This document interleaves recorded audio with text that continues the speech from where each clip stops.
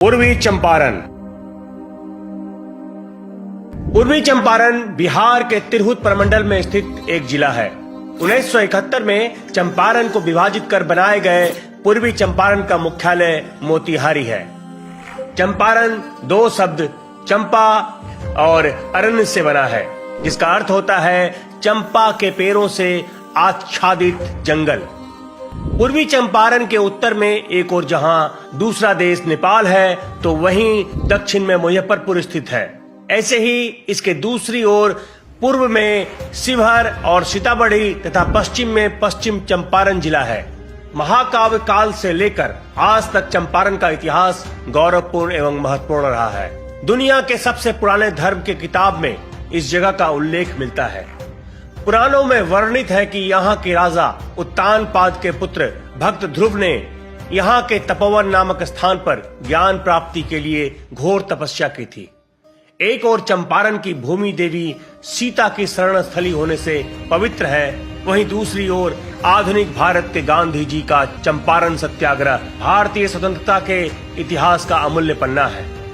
राजा जनक के समय यह मिथिला प्रदेश का अंग हुआ करता था। लोगों का ऐसा विश्वास है कि जानकीगढ़ राजा जनक के मिथिला प्रदेश की राजधानी थी, जो बाद में वज्जी के साम्राज्य का हिस्सा बन गया। भगवान बुद्ध ने भी यहाँ अपना उपदेश दिया था, जिसकी याद में 3री सदी में प्रियदर्शी अशोक ने स्तंभ लगवाए और स्तूप का निर्माण कराया। गुप्त वंश तथा पाल वंश के पतन के बाद चंपारण कर्नाट वंश के अधीन हो गया। मुसलमानों के अधीन होने तक तथा उसके बाद भी यहाँ स्थानीय क्षत्रपों का सीधा शासन रहा। भारत के स्वतंत्रता संग्राम के समय चंपारण के ही एक रैयत एवं स्वतंत्रता सेनानी राजकुमार शुक्ल के बुलावे पर महात्मा गांधी अप्रैल 1917 में मोतिहारी आए और नील के फसल पर लागू 3 कठिया खेती के विरोध में सत्याग्रह का पहला सफल प्रयोग किया। आजादी की लड़ाई में यह एक नए चरण की शुरुआत थी। बाद में भी बापू यहाँ कई बार आए। अंग्रेजों ने चंपारण को सन 1866 में ही स्वतंत्र इकाई बनाया था, लेकिन 1971 में इसका विभाजन कर पूर्वी तथा पश्चिमी चंपारण बना दिया गया। ऐतिहासिक जगह होने के कारण यहाँ आज भी कई ऐतिहासिक स्थल स्थित है। तो चलिए आपको एक एक करके इनकी जानकारी देते हैं। केसरिया का बौद्ध स्तूप मोतिहारी से तकरीबन 35 किलोमीटर दूर साहेबगंज चकिया मार्ग पर लाल छपरा चौक के पास अवस्थित है प्राचीन ऐतिहासिक स्थल केसरिया। यहाँ एक वृहद बौद्ध कालीन स्तूप है, जिसे केसरिया स्तूप के नाम से जाना जाता है। वर्ष 1998 में भारतीय पुरातत्व विभाग द्वारा उत्खनन के उपरांत इस जगह का पर्यटन और ऐतिहासिक रूप से महत्व बढ़ गया है। पुरातत्ववेत्ताओं के अनुसार यह बौद्ध स्तूप दुनिया की सबसे ऊंचा स्तूप है। यह स्थान राजधानी पटना से तकरीबन 120 किलोमीटर और वैशाली से तकरीबन 30 मील की दूरी पर अवस्थित है।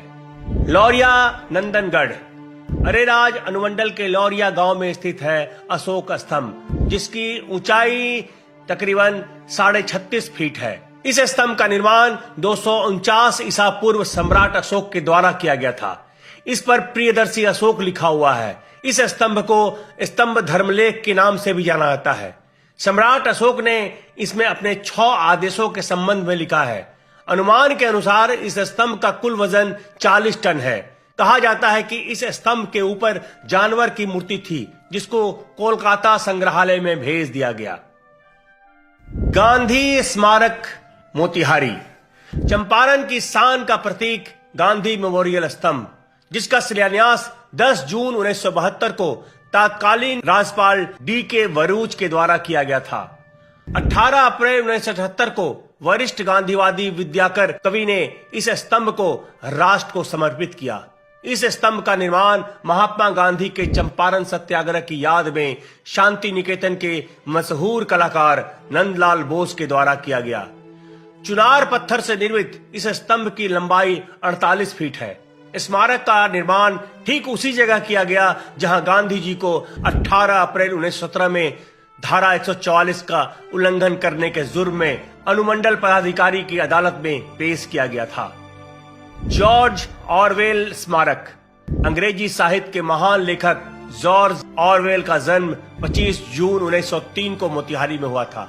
उस समय उनके पिता रिचर्ड वेल्मेस्ली ब्लेयर चंपारण के अफीम विभाग में सिविल अधिकारी थे।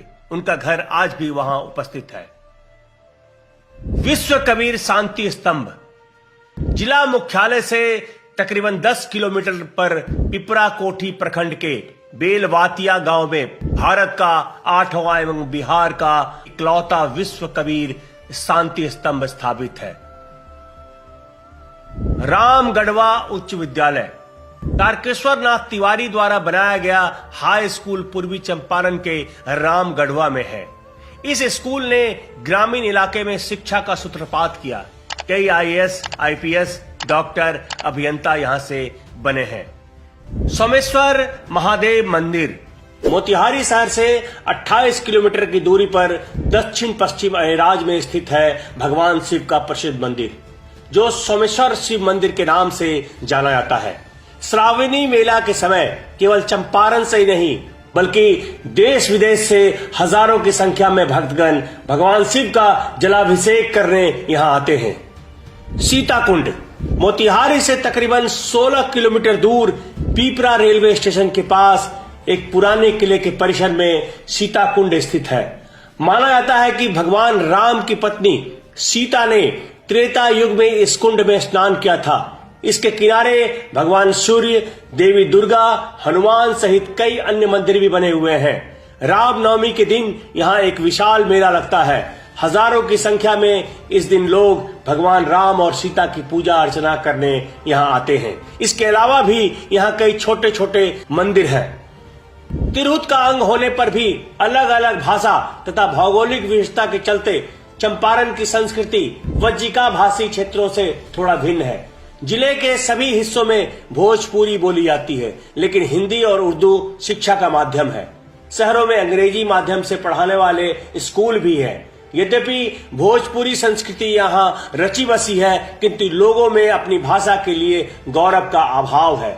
उत्तर प्रदेश, झारखंड तथा बिहार के कई जिलों के करोड़ों लोगों सहित अंतर्राष्ट्रीय स्तर पर बोली जाने वाली भोजपुरी को लोग शिक्षा का माध्यम बनाने में हिचकते हैं, लेकिन शादी विवाह या अन्य मांगलिक अवसरों पर भोजपुरी संगीत कार्यक्रम का अभिन्न हिस्सा होता है। कभी नील की खेती के लिए जाने जाने वाला जिला अब अच्छी किस्म के चावल और गुड़ के लिए प्रसिद्ध है। अपरिचितों का स्वागत भी गुड़ और पानी से किया जाता है। पूरे बिहार की तरह छठ पूजा भी यहाँ के लोगों का एक महत्वपूर्ण पर्व है। इसके अतिरिक्त होली, दिवाली, दुर्गा पूजा, महाशिवरात्रि, रक्षाबंधन, गुरु पूर्णिमा, सतुवानी, चकचंदा आदि हिंदुओं का प्रमुख त्योहार है। वहीं मुसलमानों का ईद, बकरीद और मुहर्रम बड़े धूमधाम से मनाते हैं। गंडक, बागमती तथा इसकी अन्य सहायक नदियों के मैदानों में होने से पूर्वी चंपारण की उपजाऊ मिट्टी खेती के लिए उपयुक्त है। हिमालय के गिरिपाद क्षेत्र से रिसकर भूमिगत हुए जल के कारण तराई क्षेत्र को यथेष्ट आर्द्रता उपलब्ध है, इसलिए यहाँ दलदली मिट्टी का विस्तार है। लोगों के जीवन का मुख्य आधार कृषि और गृह उद्योग है। उत्तम कोटि के बासमती चावल तथा गन्ने के उत्पादन में जिले को ख्याति प्राप्त है। कुल मिलाकर देखा जाए तो यह जिला बिहार के अन्य जिलों की तरह अपने समृद्ध इतिहासों से भरपूर है, लेकिन देखरेख के अभाव में अपनी समृद्धि खो रहा है। आज के लिए बस इतना ही। फिर मिलेंगे अगले एपिसोड में किसी अन्य जिला को आपके समक्ष प्रस्तुत करते हुए। मैं बिहार हूं।